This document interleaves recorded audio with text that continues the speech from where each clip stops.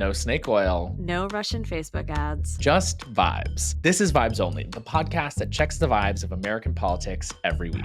And the vibes this week. A cordial debate between these two men. I think the big picture takeaway from this is that one of these candidates is much slicker than the other, is a much more practiced, kind of professional debate style speaker. And the other candidate won. We're going to break down what we just saw in the VP debate between Governor Walz and JD Vance. And stick around for an It's Giving to hear what's happening in our group chats and for a good vibe, goodbye. Let's get into it. Well, in the practice round of croquet, the thing that doesn't matter in the thing that doesn't matter. Right. It ended up not mattering? Yeah. What'd you think? Not much. When I am watching a debate, I like to text my non-political friends who I know will watch just because they like to, and I check their vibe. And everyone was like, JD Vance seems slimy. JD Vance is a good debater. He's a good talking head. He could sell you a bottle of salt water while you're dying of thirst. And that was evident. And I think Tim Walz did what he needed to do. My takeaway, more so than a winner or loser, is that debates in general do not matter, with the Joe Biden debate being an obvious exception to that rule. Right. And vice presidential debates being even less consequential in presidential elections. A lot of people watched the Kamala Trump matchup, like over 60 million. My guess, do you have a guess for how many? We'll get ratings tomorrow, but 19 million? That's solid. I'm probably going to say like 30. Okay. Because I think that these guys have been like visible more because of Vance's controversial comments and Walz's sort of personality. Yeah, I think that Walz did enough. We might have already talked about this. I was on the news this past weekend talking about this debate, and there really was no upside for Walz. He's incredibly popular for a vice presidential candidate, and there was pretty much no risk going in for Vance because he's as unpopular as one can possibly be. He's so disliked. And so as long as he didn't like show up, vomit, and stab Walz, Right. then he would like honestly leave with better ratings than he came in with. Totally. The fact that he could simultaneously think and talk helped him do a little bit more than that probably. But it really would be shocking to me if it moves the needle for two people that were not present at the debate tonight. JD just read to me like a used car salesman and the worst kind, to your point of him being able to sell anything. And he just was full of shit. And Tim Walz, kind of stuck to his points and had some, I wish I saw more Tim Walz energy than I did see. But I think that, 2 weeks or how much debate prep he had, he probably was very like structured in how he wanted to present himself. Yeah, I agree. I mean, it takes a special kind of person to lie without blinking incessantly. And Donald Trump is that kind of person. We've talked about it on the podcast before. It doesn't even hit the part of the brain that for the rest of us, when we lie, we have to like actively turn off or to do it well, whatever. Like Vance has the same quality. When he's lying, he knows he's a smart guy. I do believe he's very smart. Of course. And he knows that he's lying when he's talking about energy production being down. Crazy. That was nuts. He knows that he's lying when he's talking about the made up sort of processes and numbers around immigration. He knows that he's lying when he presented the numbers the way that he did around gun violence. He knew that he was misleading, if I'm being as generous as possible, and in some of those situations, just outright lying. And it didn't faze him even a little bit. I think you're also talking about a core characteristic of a sociopath. Someone who can lie and not feel any sort of consciousness around it. But were there any moments from the debate that really stood out to you as like moments? And that is sort of what this is about in 2024 these days, right? It is like what is going to be seen by not the 30 million people that watched, but the 100 million they're going to see it in clips. I think that for Vance, for me, it's hard to even pin Vance down on individual lies because there were a lot, but I would say his moment around the Affordable Care Act, where he almost brought himself to say that his own family gets healthcare through the Affordable Care Act, but instead said, during Trump's presidency, that did stick out to me because I thought that Walz really held him to account when he was like, the only reason that we still have the Affordable Care Act is because Democrats fought against it. Those of you listening, this is critical to you. Now, Donald Trump all of a sudden wants to go back and remember this. He ran on the first thing he was going to do on day one was to repeal Obamacare. On day one, he tried to sign an executive order to repeal the ACA. He signed on to a lawsuit to repeal the ACA, but lost at the Supreme Court.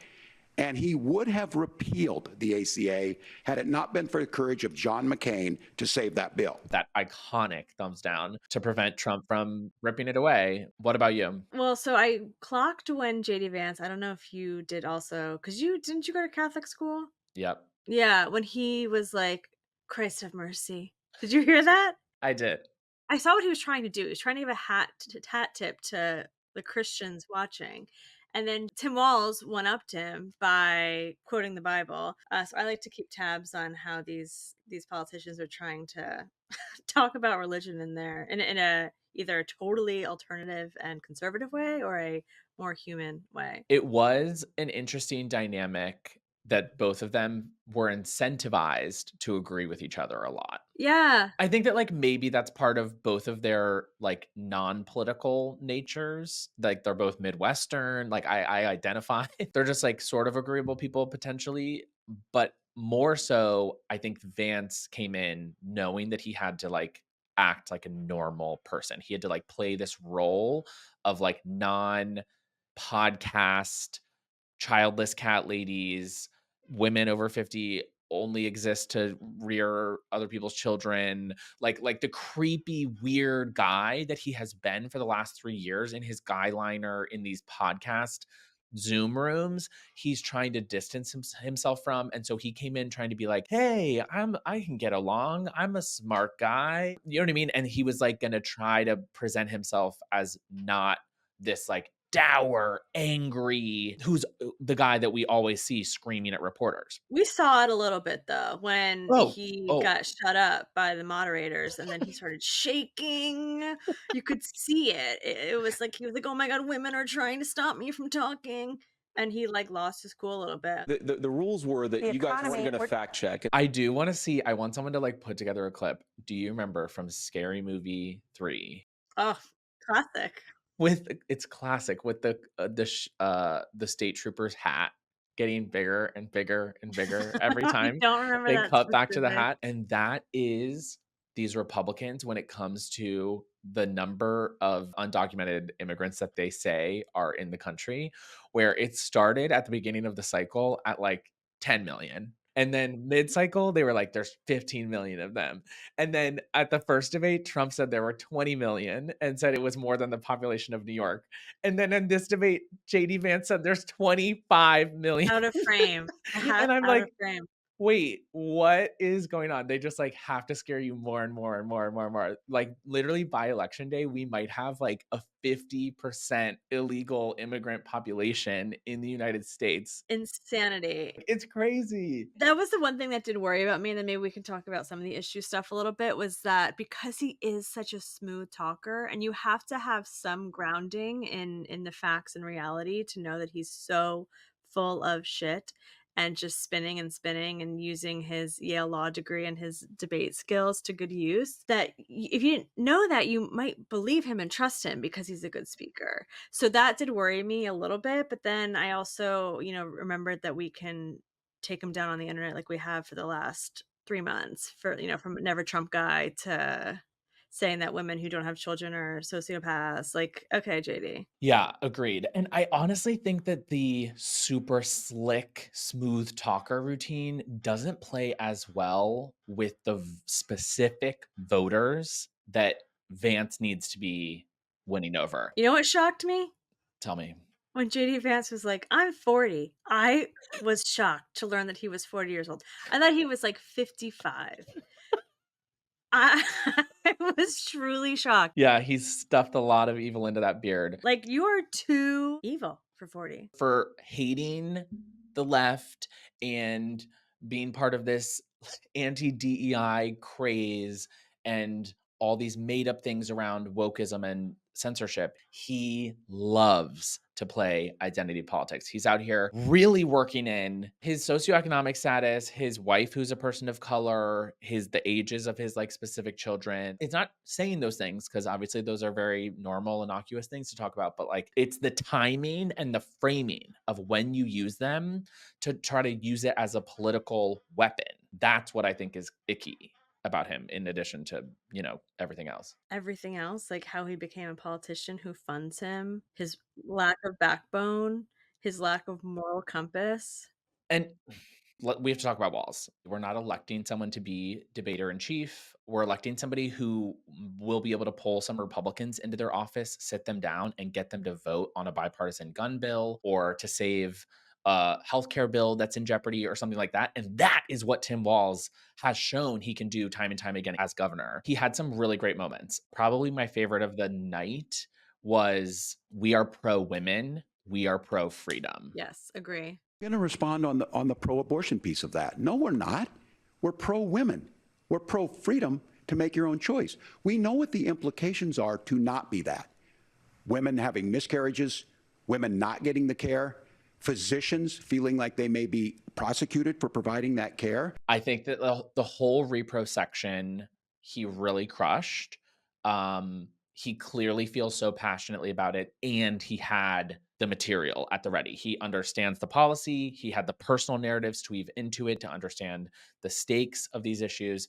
And I thought that he had just such a strong command of the stage, and did, at the same time as making a strong case for himself and for Vice President Harris, was defining Vance and how bad his policies are on the issue. Tim Walz is strong on guns. He mentioned that he changed his position on guns after he met with Sandy Hook parents. And that is what you want to see in a politician. And I hope that people who might have not been sold on the Harris Walz ticket can see the human element of Tim Walz and how he can change positions based on human experiences and like centering basic human rights, and not just because the NRA backs you. He also said something that I thought was powerful, which is, I want to be very careful. This idea of stigmatizing mental health, just because you have a mental health issue doesn't mean you're violent.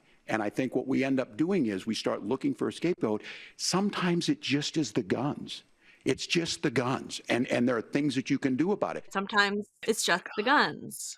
Yeah, I thought that was extremely powerful I agree. and worth clipping and sharing like super far on the internet, because I think that had to be said out loud. Yeah. They're always blaming mental health on gun violence, and sometimes it's just the fact that you can even access a gun in the first place. Yeah, and calling attention to the threat that guns pose to everyone. He obviously spoke about schools in particular and how it had personally affected his family, but also saying the people who die by guns the most in Minnesota are people in rural communities shooting themselves. Like, that is a huge part of gun violence. And so it's not a mental health boogeyman that is turning people into transgender school shooters that the right Illegal is trying to aliens. make. Right, Yeah. exactly, right. I think that he absolutely humanized it. And that's what he did throughout the entire night. Hearing from Tim Walz, even when he did not punch back at JD Vance in the way that I wanted or strain together the exact most eloquent argument ever, hearing from Tim Walz is hearing from an uncle that you love, And trust. where you know that he feels everything that he is saying and he believes it wholeheartedly. I do not feel that way when I listen to JD Vance talk. He does not remind me of a family member. He does not remind me of a trusted teacher, advisor, neighbor, doctor. He reminds me of someone who I'm in an adversarial relationship with, like a used car salesman. Who actively wants to harm you. Yeah. Totally. Where like it's a zero-sum game between us. And you might talk real smooth, but that does not mean that you are looking out for me. Or wear a pink tie to try and appeal to women. I don't know what that tie was. The subconscious appeal was not working. Yeah, I think that him nailed his ass to the wall on January 6th. That was like a really strong finish. He looked him dead in the face and said, "Did Donald Trump lose the 2020 election?" And he wouldn't answer it. And I was like, whoa. And it manifested itself because of Donald Trump's inability to say. He is still saying he didn't lose the election. I would just ask that. Did he lose the 2020 election?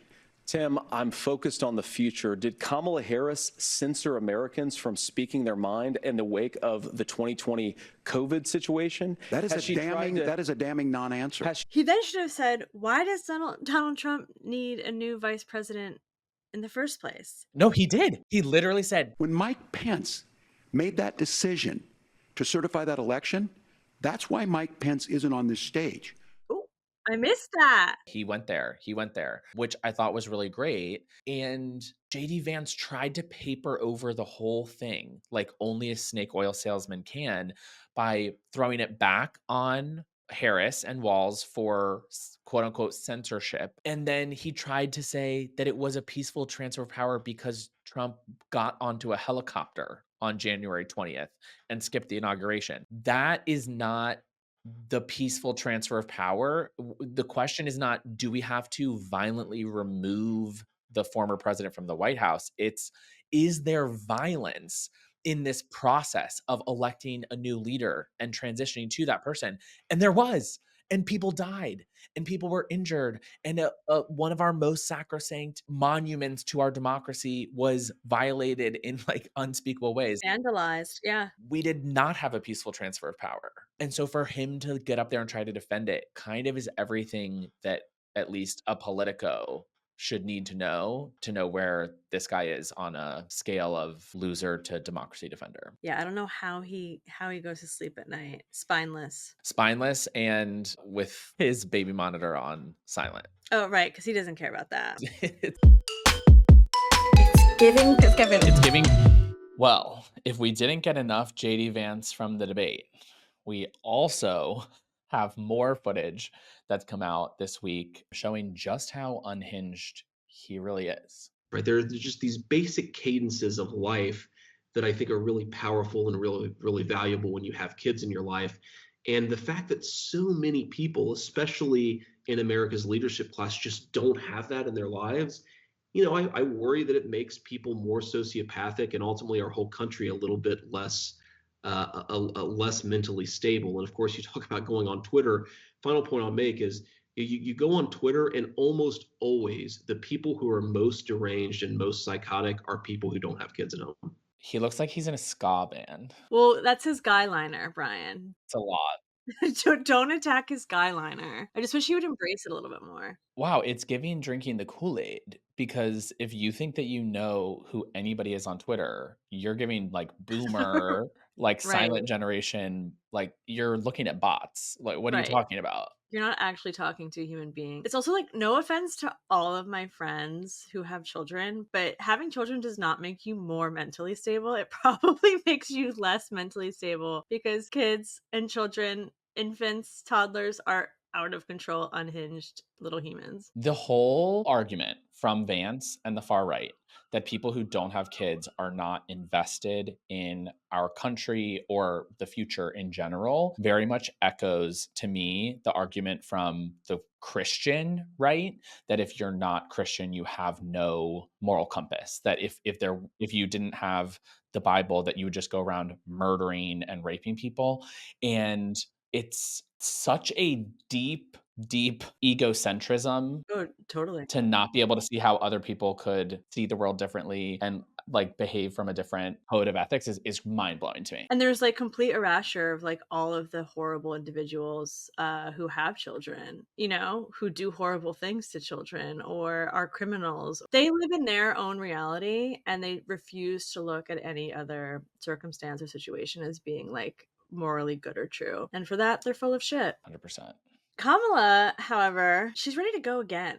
She wants to take Trump for round 2. But listen, also, their debate should not be the last word. I'm trying to debate Donald Trump again, and I think he should debate again. The American people have a right to hear us discuss the issues. And as you say here in Las Vegas, I'm all in. I'm all in. Even if my opponent is ready to fold. So there you go. It's giving bok, bok, bok, bok, Yeah, She's goading him. I love it. I was on a call yesterday, a briefing for creators with Senator Ed Markey, and he said something that Kamala Harris becoming the candidate was like an antidepressant for the country, just because she exudes so much joy when she speaks. And just seeing that and seeing her just having fun with it and also just being true to herself and be like, come for me, like, let's do this. It's so energizing. Like, I see that and I'm like, okay, let's go. Yeah. Talk about having a stake in the future, like JD Vance likes to say. Do you know who has a stake in the future? Kamala Harris, who's going to be around for the next 40 plus years, right? Versus that other guy who would be the oldest president in history. What was in your group chat this week, Gigi? I want to say that at time of recording, today is a very special day for me. And it's in my group chat. Do you want to know why? Yeah, what is it? It's Jimmy Carter's 100th birthday.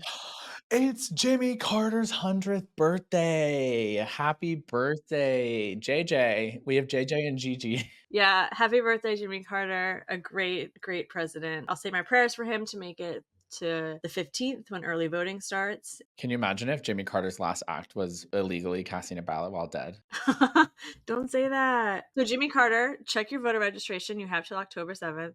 Make a voting plan. I'm assuming he will vote by mail. Anyway, happy birthday, Jimmy Carter. Happy birthday, Jimmy. That's a big deal. First president ever to make it to 100. When he was born, William Howard Taft was still alive. Ooh, I just got chills. That's weird. A really long time ago. I just read that this morning. That's crazy. What else? SNL. SNL's back. SNL is back with a vengeance. I was obsessed. Yeah, it was good. Do you know who's really back? Bowen Yang. Bowen Yang is back. Yeah. I feel like Bowen Yang and Maya Rudolph like really drove that whole ep. It felt good. I mean, I think like when we are so deeply in a presidential election cycle, they have so much material to work with, but like all the skits had me LOLing. That feels like a cultural like homecoming. The Biden impression, so good. And guess what? And by the way, the fact of the matter is, it was great. You know, I have a deep fondness for Joe Biden, and I felt like that impersonation was done lovingly. So, oh, I mean, roast them all. Like, yeah. I love it. Yeah, it's like, it's fair game. Can I tell the Vibes Only listeners the news that you broke to me? Yes. So I'm sitting on my couch working or doing something late on whatever evening it was. Brian Derrick texts me, Eric Adams going to be indicted. And I audibly gasped, although it wasn't a surprise, but I was still like, oh man, it's happening. Cut to an hour later, New York Times push notification, Eric Adams indicted. So Brian Derrick is the source for breaking news on mayoral indictments. Yes, I did get the heads up on that one. It's not shocking because literally everyone in his administration has had their devices taken, their homes raided, and so the signs have all been there. And yet it's a really big deal. A sitting mayor in New York has never been indicted before. Yeah, it's extremely disappointing. And the charges are bad. Like, it's not a slap on the wrist situation. You probably understand the charges better than I do, especially because it has to do with campaign finance. I'm going to tell you what I think the major one is, and you tell me if I'm correct. New York City has a matching program for donations. As I read the indictment, what Eric Adams did was solicit foreign money from the Turkish government to get a FDNY permit quickly resolved for like a new building. And he's like, yeah, I'll do it for you if you give me money. He took the money, he washed it, aka laundered it, and then that money was matched by New York City taxpayer dollars in the New York City, campaign finance, which is quite like, I would say, progressive to have matching funds that is supposed to make running for elected office in New York City much more equitable. He then used that money to get matched by the city matching fund for his campaign. That's correct. We would refer to this as like a straw man donor scheme where you have one source of funds, in this case being like the Turkish government, but it could just be a billionaire in another situation. And then they're going to divvy that money up to credit it to individual donors in order to work around campaign finance law. Which is highly illegal. Very illegal. And it's really bad because the public matching program in New York is awesome and is really important to letting people have access to funds that don't have wealthy networks of donors behind them. So it's a shame that it's being abused in this way, but it also played a role, if I understand the investigation correctly, in him getting caught too. So like, I don't want this to erode people's trust in public matching funds as a concept. And I'm very afraid that particularly Republicans, though they don't have a ton of power in New York, are going to try to like sow distrust in publicly funded elections, public matching funds because of it. But yes, that's you nailed it on the head. Very bad felony. Yeah. Boo this man. Boo. Like, Eric Adams, get out. Kathy Hochul, get rid of him. Well, to your point, he's under tremendous pressure to resign. I personally don't see that happening unless something changes. Like, I think a lot of people see it as an admission of guilt, right? These days. And so I don't think he's going to do it himself. And so the only person with the power to remove him would be Governor Hochul. And then, you know who would be mayor? Jumaane Williams. Jumaane Williams. The public advocate.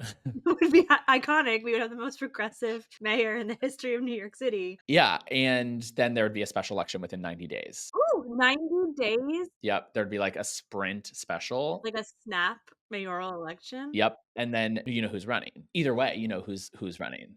Cuomo. Andrew. Not to be confused with Chris Cuomo from News Nation. He would give it a go if he could. My favorite part of all of it, though, is Sabrina Carpenter. Okay, can you explain it to me? Because I've seen the headline 40 times and I refuse to read the story because I just don't care. But what's the connection? I don't really get it, honestly, but I was upstate and I got back to Penn Station at 11 p.m. on Sunday night, and I walked in and it was like all of these women in like white platform heels, and I was like, oh yeah, the Sabrina Carpenter concert. So Sabrina Carpenter shot one of her music videos in a New York City church, and there was like some backlash to that, and because of the backlash and like some of the investigation that happened because of the music video, I think they uncovered like this whole corruption ring from her being able to shoot this music video in a church in like a diocese, which I mean the video was provocative, so I think the Catholics got mad. And Sabrina said at her concert, she's like, I guess I got Eric Adams indicted. So there's your pop music to Eric Adams indictment, full circle. I'll do a deep dive. I'm like, what? How? What? We're still in the era of like Mad Libs politics, where you're just like pulling random names and actions out of a hat. It's true. Yeah, I can't. It's like everyone should Google your birth date and Florida. That's like a fun game. Right. That's literally how we find our Donald Trump headlines these days. I do also just want to mention Broadway legend and a friend, Gavin Creel, passed away. The tributes have been everywhere on my social media, from like mega celebs to just like all the New York Broadway fans. He was very recently in Into the Woods. People know him from Hello Dolly, from Hair, and also just from being like an incredible human being. And I was really, really sad to hear of his passing. Yeah, a very tragic loss for New York and the Broadway community. Agreed. Anything else for group chat? Survivor, but I'm not caught up. You're not? No, I have to find like the hour to focus. It's Sunday nights for me. So if you can like get it together, that would be awesome. Well, I still want to get you on the industry train. I think you'd really like it. They had their season finale on Sunday. The best hours of television I've seen in a while. That's post-election for me. Yeah, and then you can binge it. You could do like all 3 seasons. And I've been a fan since season 1, episode 1. I just want everyone to know because everyone's going to love this show. Okay. Okay, good vibe, goodbye. Coming out of Georgia, a Georgia judge has struck down the state's abortion ban, allowing care to resume. So Georgia had a 6-week abortion ban, which, as we have said multiple times on the podcast, is basically a total abortion ban. Most women don't even know they're pregnant at 6 weeks. So they would find out and then they would realize they don't have access to care. So that's just good news, objectively good news, and just shows the power of judges. Obviously, judges are appointed or elected depending on your state and what type of judge, whether it be a Supreme Court judge or a district judge. But it's important to know who your judges are because they have the power to do things like this. Period. Vote SCOTUS, baby. Let's go.